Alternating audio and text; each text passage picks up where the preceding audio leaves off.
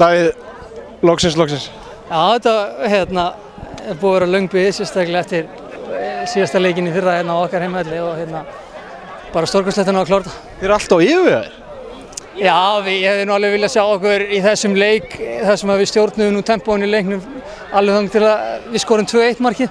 Ég hefði viljað sjá okkur klára leikið miklu fyrir en það er búið að loða eins við okkur í sumar að við höfum verið að gera þetta óþarlega spennandi fyrst mér.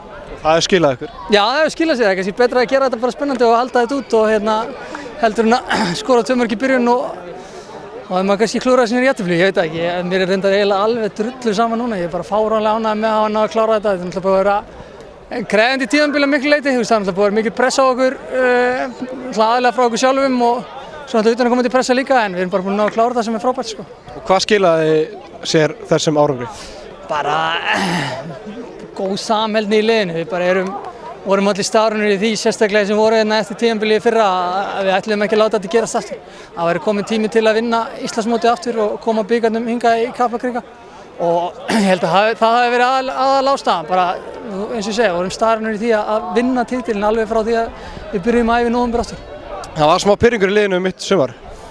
Já, við vorum bara alltaf tekið inn að dæmis í KR-leik sem ákveðin vendipunkt, við mættum þar og spilum virkilega vel í fyrra hálfleik en í seinni hálfleik þá létum við skapið hlaupa með okkur í gunnur og það var ég fremstur í flokki og við bara settumst niður eftir það, ákváðum að vera aðeins jákvæðnari. Ég hef aldrei haft neitt út að setja með samheldnin í liðinu, við höfum alltaf stendað saman markmiðinu en það var smá pirringur í gangi og við náðum heldur betur að leysa það og eftir þann leik erum við búin að vinna einhverja 8 leiki af 9 í deildinni. Og það er styrkleikamerki að geta gert þetta bara sínar eigin spýtur? Já, við náttúrulega bara höfum gæðin og þetta var bara spurningu það að láta ekki utanaðkomandi þætti hafa áhrif á sig og við fórum bara að einbeita okkur algjörlega okkur sjálfum og það virkar oftast ágætlega og svo maður gleymir í stundum. Er þetta besta FH-lið sem þú hefur spilað með? Það er erfitt að bera þetta allt saman en þetta er klárlega þannig uppi með kannski 2005 liðin. Þetta er allavega svona margir erlendi leikmenn, atvinnumenn og þeir eru að gera þetta nánast í fullri vinnu. Já, ekki ég reyndar, ég er vinnandi maður. Nei, en auðvitað, þetta er aðal jobbið hjá mönnum og þú veist, atvinnumannaklúbbur erum við náttúrulega ekki en við erum hins vegar þannig að það eru margir sem eru bara að gera þetta en svo eru aðrir sem eru kannski í vinnu en það er samt alltaf þannig að fókusin er á fótboltann.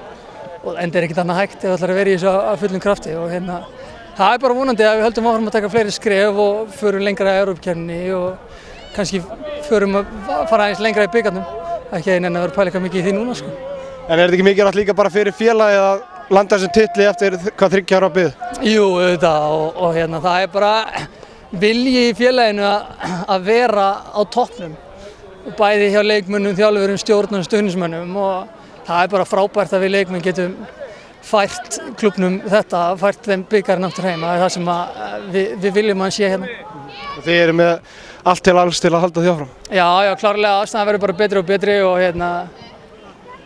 það eru skipta skoðanir á þeim sem stjórna þessu klúbbi sem eru nú skildi mér en málið er bara það að þeir eru til í að vaða eld og brennistein fyrir félagið sitt og þú getur sagt það sem þið vilt en það er ekki mörg félög á landinu og ekki mörg félög í Skandinavíu sem verður með þessa aðstöðu og ekkert félag í Skandinavíu sem er með þetta stabilitet sem við erum búin að sýna síðastliðin 12-13